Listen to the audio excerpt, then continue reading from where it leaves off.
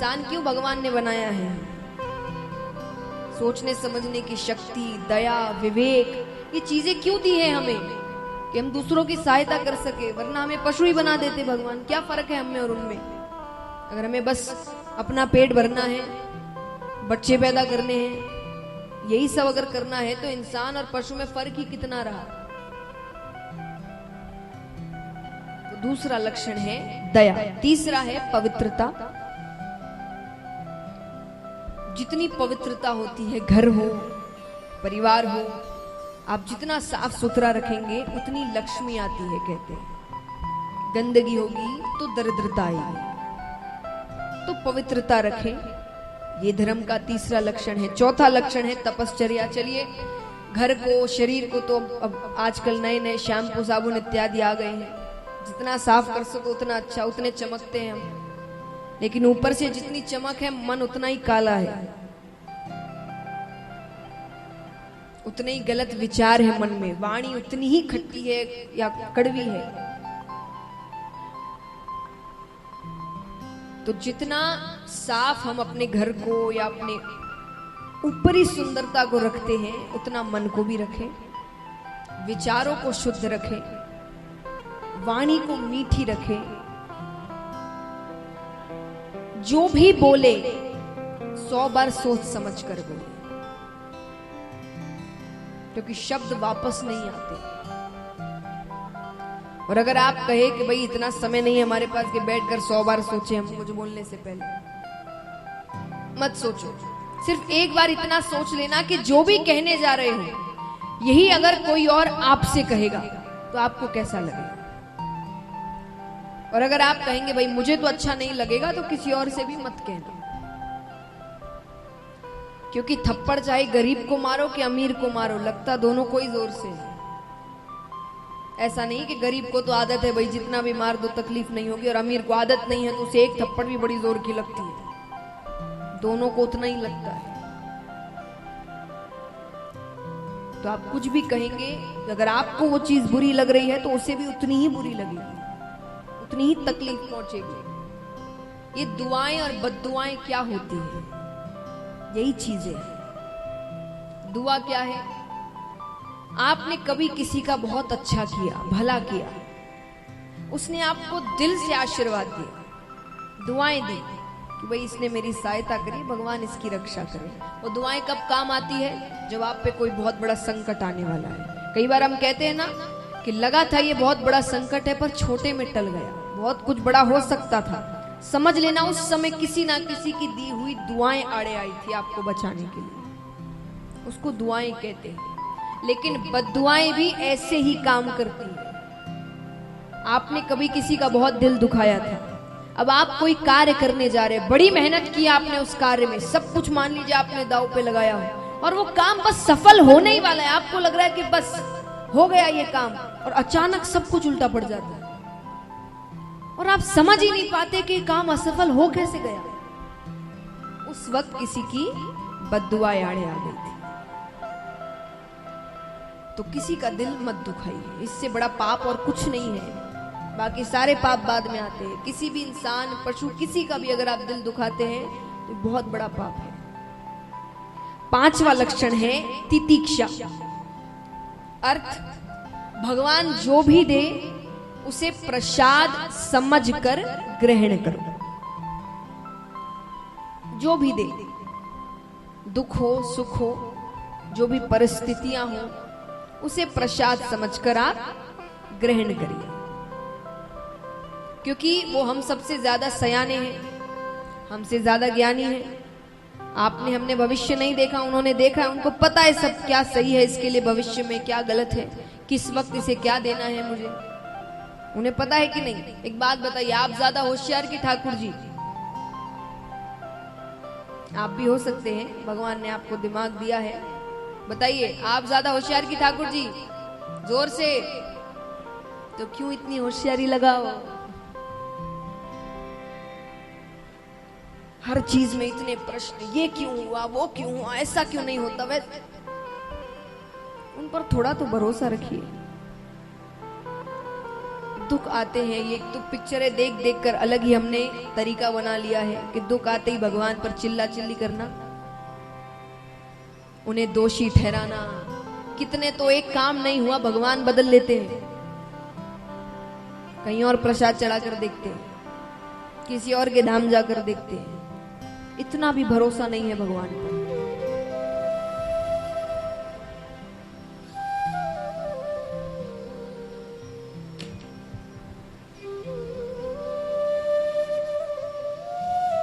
एक बहुत अच्छी कहानी सुनाती हूं मैं आपको।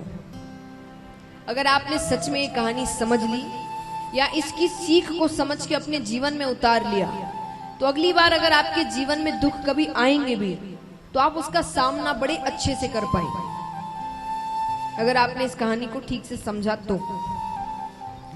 भगवान जब दुख देते हैं तो क्यों उन पे क्रोधित नहीं होना चाहिए और क्यों उनका धन्यवाद करना चाहिए हमें। एक बार एक माता अपने घर के दरवाजे पर खड़ी है, उसके घर के सामने बहुत सारे बच्चे खेल रहे हैं, मोहल्ले के बच्चे हैं, सब खेलते हैं, शाम का समय हो स्कूल से वापस आते तो बहुत से बच्चे खेल रहे हैं, उसमें उसका भी बच्चा खेल रहा है, इसलिए वो खड़ी है, देख रही है कि बच्चे क्या कर रहे हैं। सब बहुत प्यारे लग रहे हैं सारे बच्चे। तो उन बच्चों को देखकर उनके मन में बड़ा प्रेम आया, उनके मन में आया कि मैं सारे बच्चों को थोड़ी थोड़ी चॉकलेट्स दूं। तो क्या वो दे सकती है? बताइए, यहाँ भी माताएं बैठी है कितनी। कोई बच्चा आपको प्यारा लगता है, आपके मन में आया उसको चॉकलेट दूं, आप दे सकते हैं, है ना? हाँ, तो माँ को भी मन में आया कि सबको चॉकलेट बांटूं, चॉकलेट हो, मिठाइयाँ हो, जो भी हो, तो उसने सबको चॉकलेट्स दी। सब बड़े खुश हो गए। अब वो माता अपने घर के कार्यों में लग गई, बच्चे खेल रहे। थोड़ी देर बाद फिर वो एक बार देखने आती है कि क्या कर रहे हैं, तो आकर देखा बच्चे बड़ी शैतानी कर रहे हैं। और शैतानी मतलब ऐसे नहीं कि बच्चों वाली शैतानी, उसे क्रोध आ रहा है देखकर कि कैसी हरकतें कर रहे हैं बच्चे। और उसे इतना क्रोध आया कि उसके मन में आया कि सभी बच्चों को खींचकर एक चाटा मारे। वो मार सकती है, किसको मार सकती है? सिर्फ अपने बच्चे को। तो संत कहते हैं चॉकलेट यानी सुख भगवान सबको देते हैं, लेकिन थप्पड़ यानी दुख भगवान सिर्फ अपने बच्चे को मारते हैं। क्योंकि दुख का मतलब क्या है? अगर आपके माता पिता आपको थप्पड़ मारते भी है तो ऐसा थोड़ी कि भाई बैठे बैठे बोर हो रहे हैं चलो थप्पड़ मारते हैं। आपने कुछ गलती की है तभी मारा है ना।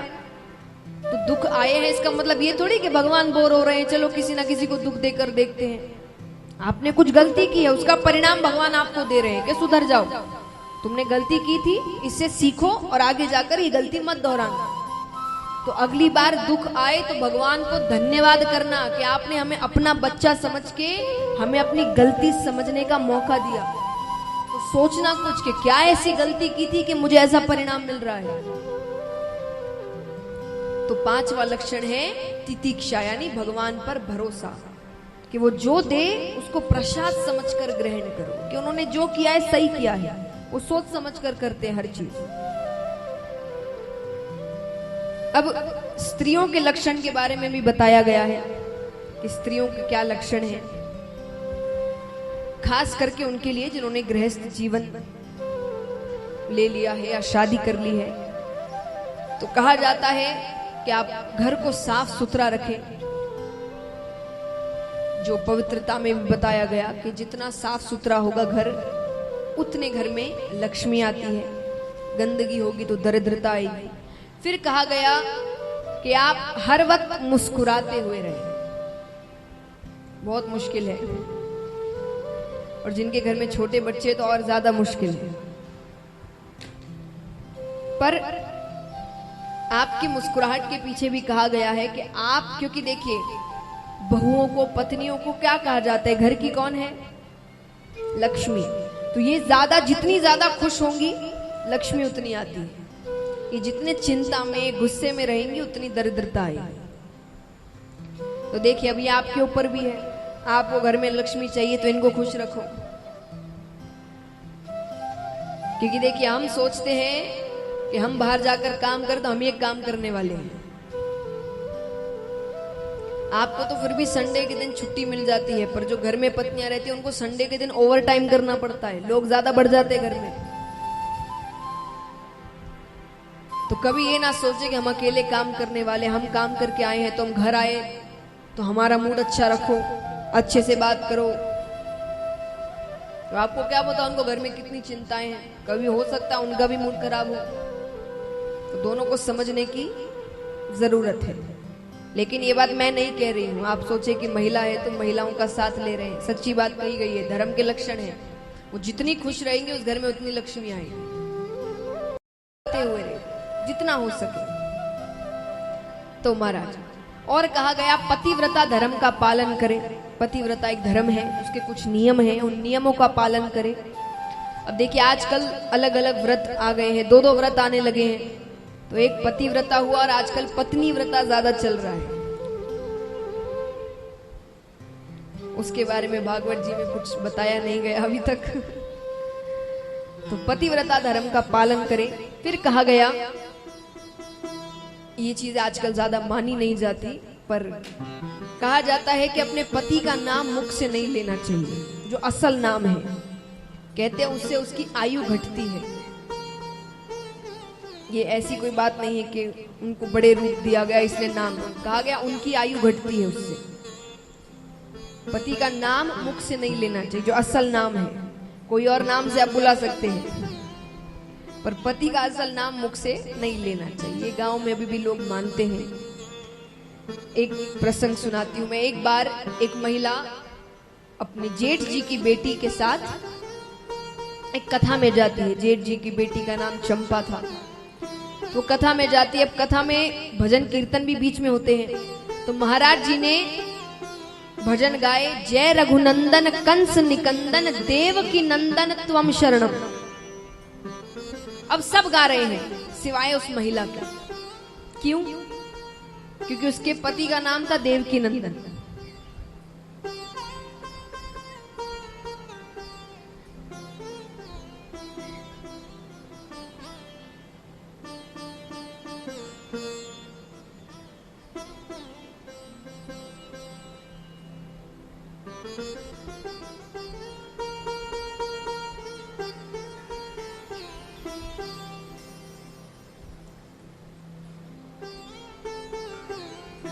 तो महाराज उसके पति का नाम था देवकी नंदन। अब वो भजन गा नहीं रही।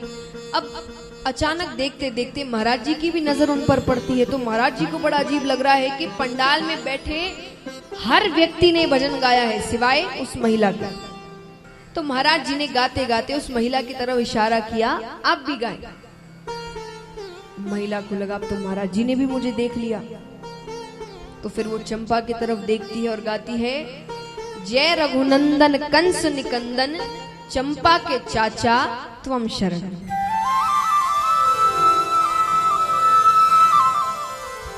अभी दृश्य ऊपर भगवान देखते, भगवान मुस्कुराने लगते। लक्ष्मी जी ने कहा, क्या हुआ? बोले, अरे मेरे भक्तों ने मुझे कई नाम दिए हैं, पर आज एक नया नाम मिल गया। बोले, कौन सा नाम? बोले, चंपा के चाचा।